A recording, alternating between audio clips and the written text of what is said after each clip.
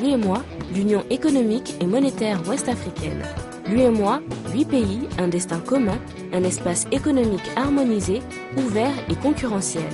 L'UEMOA, votre guide au cœur de l'Afrique, des grands événements et des grandes mutations sur Africable.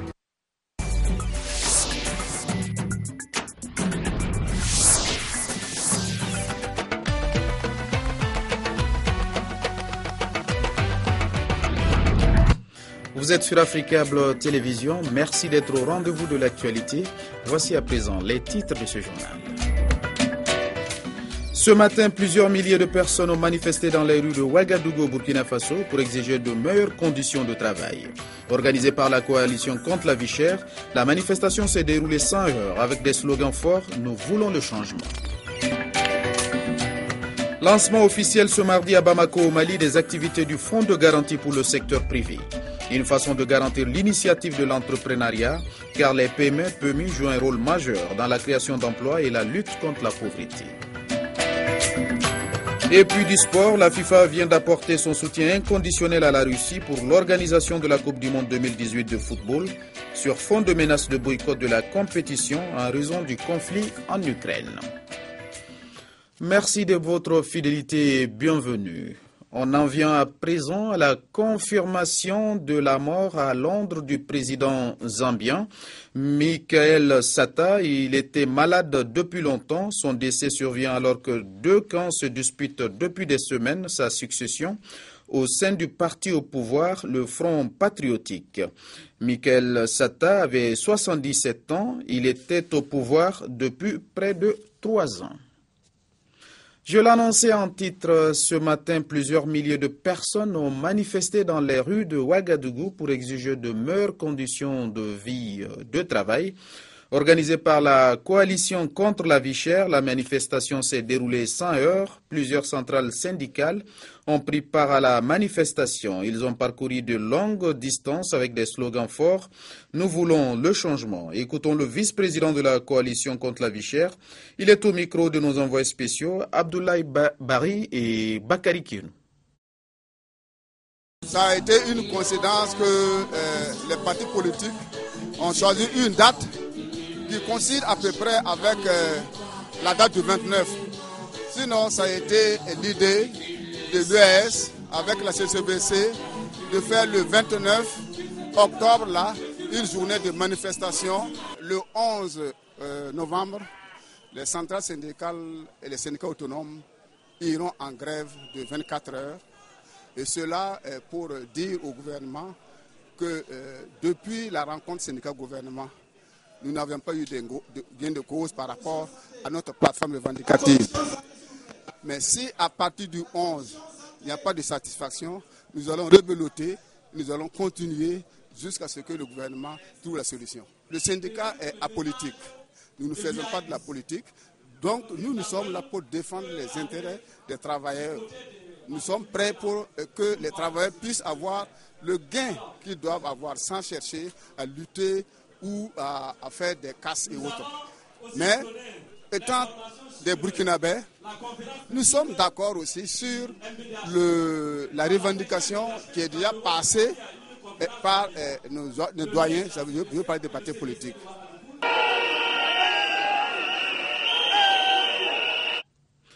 L'Union économique et monétaire ouest-africaine, UEMOA, préoccupée par l'amélioration de la qualité du coton en Afrique de l'Ouest, elle vient d'initier avec le Centre de recherche et de formation de l'industrie textile une session de mise à niveau à l'intention des professionnels de la sous-région.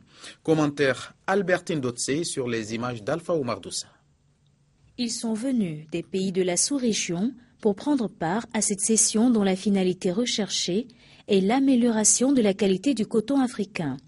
Un défi qui reste aujourd'hui au centre des préoccupations de la Banque africaine de développement et de l'Union économique et monétaire ouest-africaine. Donc à l'issue de ces formations qui sont, vous savez, la BAD elle est très procédurière, justement beaucoup de rigueur, et à l'issue de ces formations, chacun a pu apprécier. Je pense que l'UEMOA et la BAD ont était très content. C'est pour ça que par la suite, l'UEMOA a mis à notre disposition une enveloppe en disant choisissez vous-même les participants au niveau de l'espace de notre espace sur les 8 pays de l'UEMOA, les techniciens et les agents des sociétés cotonnières et des unités textiles pour disséminer vos résultats sur le classement automatique et le contrôle de qualité de la fibre. Vous savez, à partir des instruments de mesure, ce qu'on appelle les chaînes de mesure instrumentales ou de mesure intégrées, on est capable de déterminer 15 caractéristiques de la fibre de coton.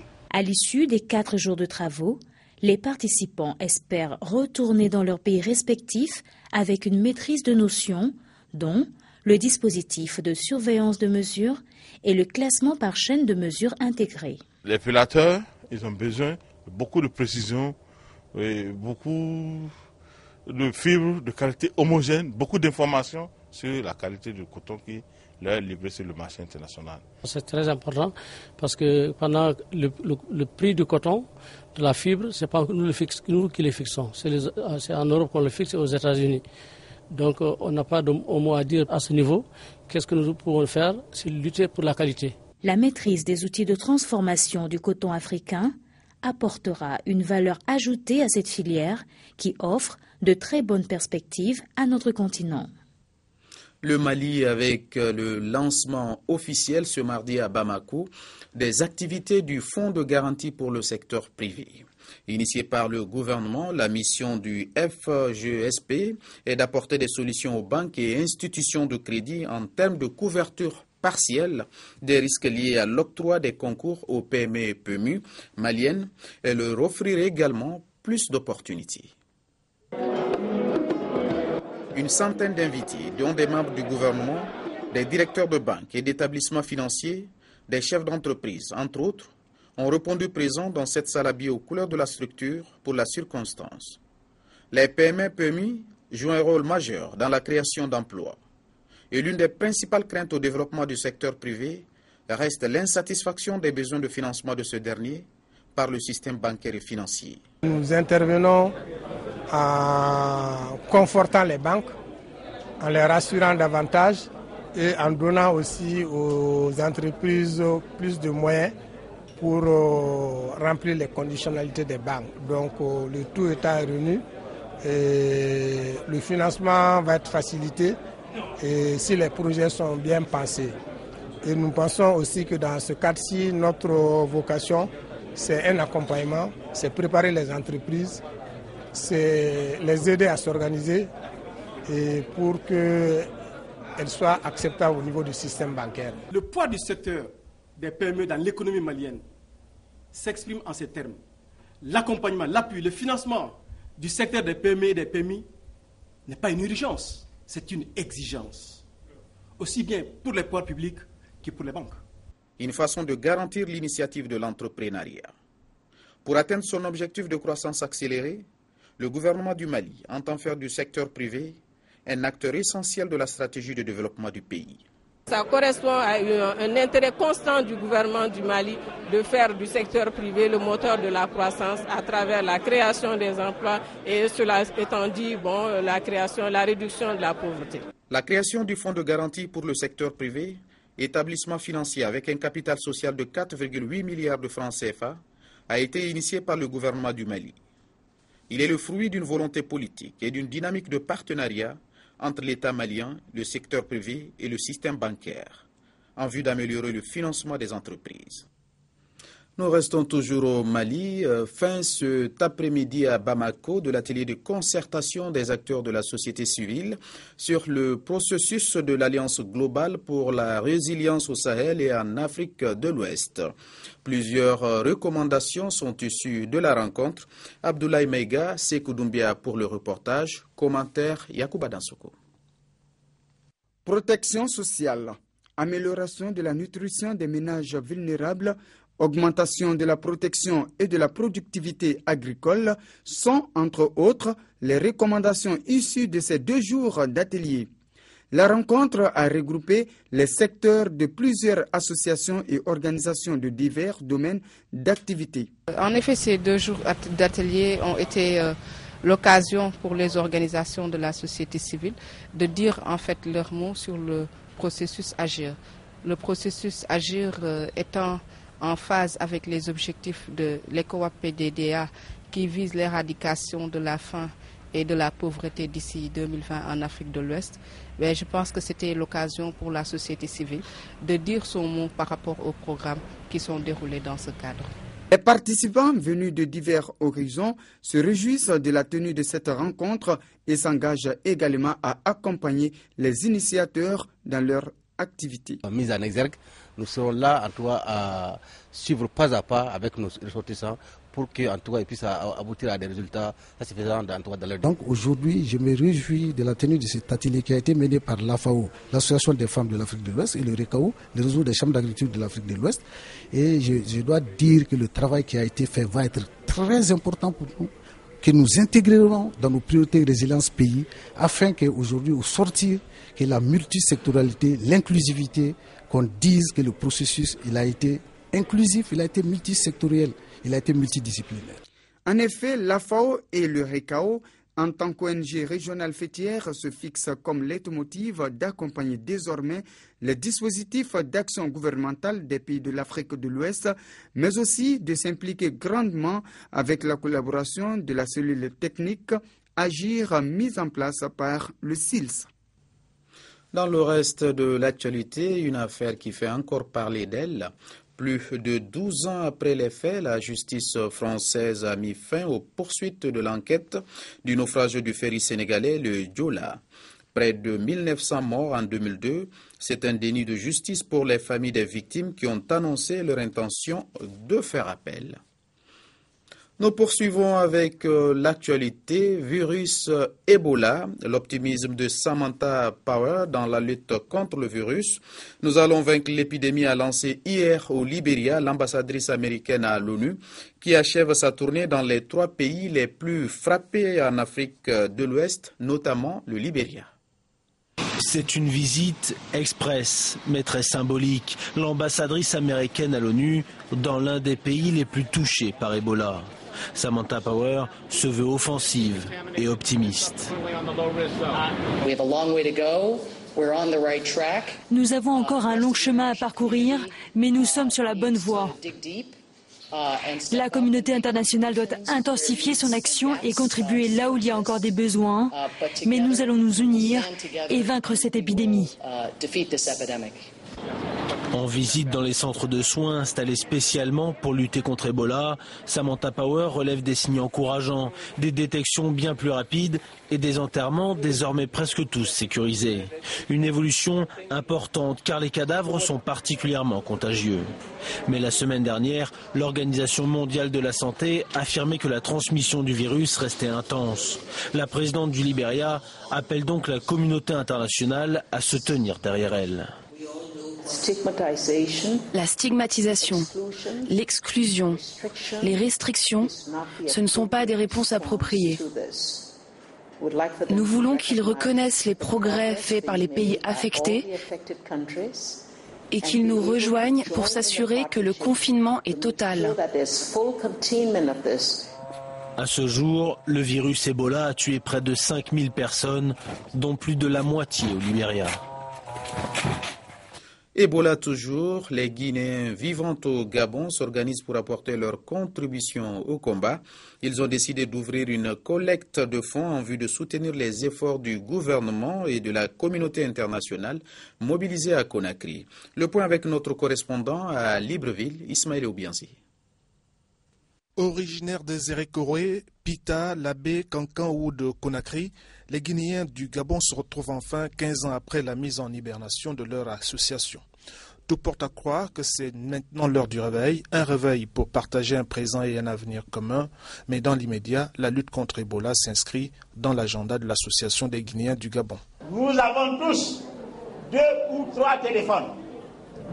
Au pays, tous nos parents ont des téléphones. Je pense que nous pouvons, au moins une fois par jour, appeler au moins 2 ou 3 des membres de notre famille pour leur dire ce qu'il faut faire et ce qu'il ne faut pas faire dans le cadre de la propagation d'Ebola. La sensibilisation par téléphone et pas seulement, puisque le bureau de Dr Diallo entend aussi mener une campagne de recueil de fonds en faveur des victimes d'Ebola en Guinée. Nous allons recueillir des fonds qui vont servir en Guinée à l'achat de kits médicaux pour nos populations. Pour nos populations. Je pense que ça aussi, nous avons des amis, nous avons des petits moyens, nous pouvons les mobiliser à cet effet. C'est depuis près de 10 mois que la fièvre hémorragique à virus Ebola sévit en Guinée, faisant des décès par centaines. Le message de Libreville s'adresse plus largement à toute la diaspora guinéenne, où qu'elle se trouve à travers la planète. Au Gabon, le président Ali Bongo annonce d'importantes réformes dans le domaine de la santé. Le chef de l'État gabonais veut en finir avec le laxisme et les détournements dans les hôpitaux publics. Il prône une meilleure gouvernance de la santé pour satisfaire les nombreuses préoccupations des populations gabonaises. Ali Bongo Ondimba fait ses annonces à la suite du tout premier conseil de santé qu'il a présidé ce matin à Libreville. On l'écoute. Notre pays a dépensé plus de 1000 milliards CFA ces 6 dernières années. Rien que pour le fonctionnement de notre système de santé, masse salariale comprise. Les dépenses publiques en matière d'investissement, quant à elles, s'élèvent aux environs de 455 milliards de francs CFA, si l'on prend en compte le stock monétaire relatif au financement extérieur pour ces investissements. Il est donc avéré que nous sommes le pays d'Afrique qui dépense le plus par habitant en matière de santé sur tout le continent. Et cependant, nos populations sont-elles satisfaites? Nos populations sont-elles heureuses? Vous connaissez la réponse. Non. Alors il est vrai que nous pouvons compter à notre actif des avancées importantes, telles que la couverture médicale universelle, qui touche plus de la moitié de la population et qu'on nous envie, et une prise en charge prénatale élevée. Pour autant, d'énormes efforts restent à entreprendre si nous voulons créer un système de santé véritablement performant. Et on en vient maintenant à ce fait de société. Elle s'appelle Aïcha. Cette petite Ivoirienne devait se marier. C'est sans compter avec une ONG locale. Son père a été arrêté et condamné à 1 an de prison ferme. Une première en Côte d'Ivoire. Ce procès pour mariage précoce fera date. Il est le premier à se tenir en Côte d'Ivoire. Et ce mercredi, le tribunal de Bouaké a rendu sa sentence. Le père, coupable d'avoir tenté de marier sa fille de 11 ans, est condamné à 1 an de prison ferme et 360 000 francs CFA d'amende. Il suit ainsi les réquisitions du procureur. Je viens dire aujourd'hui qu'il vient de notre part cette réquisition de 12 mois. C'est comme un signal avertissant. Mais dans ce centre de la Côte d'Ivoire, rural et pour une part musulman, les traditions ont la vie dure et se heurtent de front aux lois et aux droits. C'est la religion musulmane qui recommande cela. La religion musulmane dit à ce que ça dit quand la femme, lorsqu'elle a ses premiers menstrues, elle peut se marier. Le père a été arrêté grâce à un signalement du directeur de l'école auprès de l'ONG Jacques Avili qui lutte contre ce phénomène. Jacques Avili dénonce ce qui est souvent une source de revenus pour les familles, même si le prétexte est d'éviter des grossesses hors mariage. L'union d'une mineure avec un homme plus âgé est commune dans 41 pays du monde, dont 30 en Afrique. En Côte d'Ivoire, selon l'UNICEF, 12% des filles sont mariées avant l'âge de 15 ans. Un mot de sport avant de refermer cette édition. La FIFA vient d'apporter son soutien inconditionnel à la Russie pour l'organisation de la Coupe du Monde 2018 de football sur fond de menace de boycott de la compétition en raison du conflit en Ukraine. Alors que le Qatar doit faire face aux critiques depuis de nombreux mois, la Russie a beaucoup moins de soucis à se faire. L'organisateur du Mondial 2018 a en effet reçu les vifs encouragements de Sepp Blatter qui fait confiance aux autorités russes pour organiser la Coupe du Monde et surtout qui s'oppose à un boycott motivé par la crise ukrainienne. Lors des Jeux Olympiques, vous savez, vous avez été un peu embêté à cause du boycott.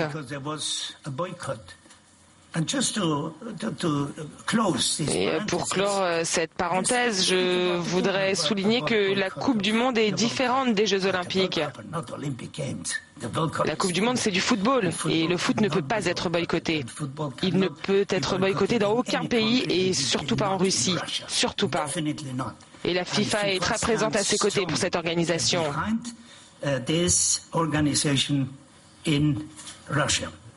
Sepp Blatter a également affiché sa satisfaction face au déroulement des préparatifs. D'après lui, la Russie est bien plus en avance que ne l'était son prédécesseur brésilien. C'est sur ce soutien de la FIFA à la Russie que se referme cette édition. Merci à vous de l'avoir suivi et surtout, merci de votre attention. Restez avec nous, les programmes continuent.